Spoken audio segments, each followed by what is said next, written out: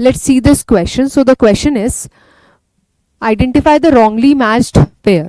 तो हमें यहाँ पे कुछ पेयर्स दिए हुए हैं, यानी कि यहाँ पे हमें मॉलिक्यूल दिया है और यहाँ पे शेप या ज्योमेट्री ऑफ मॉलिक्यूल हमें दिया है. तो हमको आइडेंटिफाई करना है कि कौन सा जो पेयर है वो हमारा रॉन्ग है. ठीक है. So the key concept used in this question is VSEPR theory.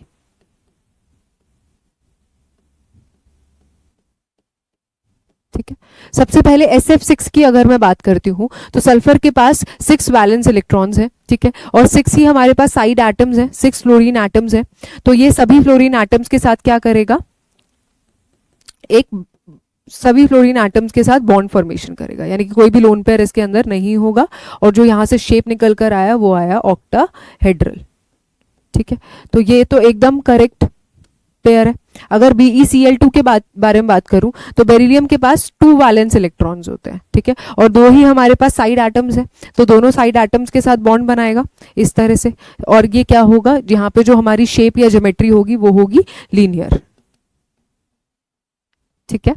तो ये भी करेक्ट ऑप्शन है. आगे अगर हम देखें अमोनिया में नाइट्रोजन के पास 5 वैलेंस इलेक्ट्रॉन्स है. ठीक है. और हमारे पास 3 साइड एटम्स है. तो नाइट्रोजन क्या करेगा, ये तीनों साइड एटम्स के साथ तो बॉन्ड बना लेगा. ठीक है. तो 3 इलेक्ट्रॉन्स यहाँ पे यूटिलाइज हो चुके हैं, पर 2 इलेक्ट्रॉन्स अभी बचे हैं. तो वो 2 इलेक्ट्रॉन्स प्रेजेंट होंगे नाइट्रोजन के ऊपर एज लोन पेयर. ठीक है. तो यहाँ पे जो शेप होगी अमोनिया की वो होगी ट्राइगोनल पिरामिडल. ठीक है.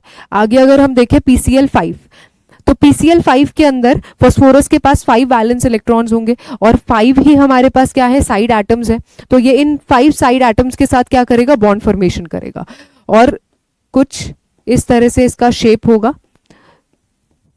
तो यहां पे जो शेप आता है वो आता है ट्राइगोनल बाइपिरामिडल.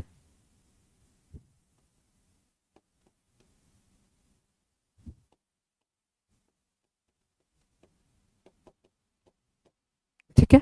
तो ट्राइगोनल बाइपिरामिडल. सो PCl5 का शेप ट्राइगोनल बाइपिरामिडल होता है, ट्राइगोनल प्लेनर नहीं होता है. So this match is an incorrect. ठीक है. तो ये तीनों ही करेक्ट मैचेस हैं और ये जो मैच है with the shape is incorrect. So D option will be the correct answer.